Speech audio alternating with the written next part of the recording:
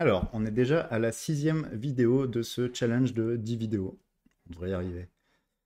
Quel est le nombre moyen de points fixes d'une permutation de Sn? Donc Sn, pour rappel, c'est les permutations, donc c'est l'ensemble des bijections de, par exemple, l'ensemble 1n vers l'ensemble 1n. Le nombre moyen de points fixes, donc un point fixe, c'est un, euh, c'est un cas tel que sigma, ou sigma c'est une permutation, sigma de k égale k. C'est ça un point fixe. Donc K, bien sûr, qui est de l'ensemble 1n, qui est un ensemble à n éléments, en fait. Ça pourrait être n'importe quel ensemble à n éléments.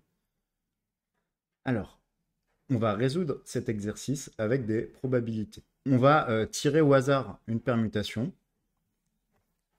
selon la loi uniforme, et on va poser xi qui vaut 1 si sigma de i égale i, et 0 sinon. Le nombre de points fixes d'une permutation tirée au hasard vaut, on va noter ça comment? On va noter ça y égale somme de i égale 1 à n dxi. Si je regarde xi tout seul, la probabilité que xi vale 1, c'est quoi? Et bien ça, c'est simple, c'est 1 sur n. Parce que chaque terme que va prendre sigma de i est choisi aléatoirement. Donc sigma de i, il a la même probabilité de valoir 1 que de valoir 2, que de valoir 3, jusqu'à valoir n.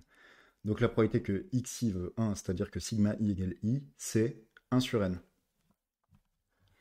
Donc en fait, xi, ça suit une loi de Bernoulli de paramètres 1 sur n. Ça implique quoi? Ça implique que l'espérance de xi, c'est-à-dire le nombre moyen de fois que xi, c'est 1 sur n, parce que l'espérance d'une loi de Bernoulli de paramètres p, c'est p. On arrive très vite à la conclusion, puisque l'espérance de y, c'est l'espérance de la somme de i égale 1 à n dxi. Et cette espérance, qu'est-ce qu'elle vaut? L'espérance est toujours linéaire, que ce soit indépendant ou pas. Et d'ailleurs, ici, les xi ne sont pas indépendants. Par contre, l'espérance de xi vaut chaque espérance vaut 1 sur n. Donc c'est la somme de i égale 1 à n d1 sur n. Et ça vaut 1. On a donc terminé ce petit exercice. Le nombre moyen de points fixes d'une permutation, c'est tout simplement 1. Petite extension, vous pouvez essayer de calculer maintenant la variance. On arrive au bout de cette vidéo. Merci à tous d'être restés jusqu'à la fin.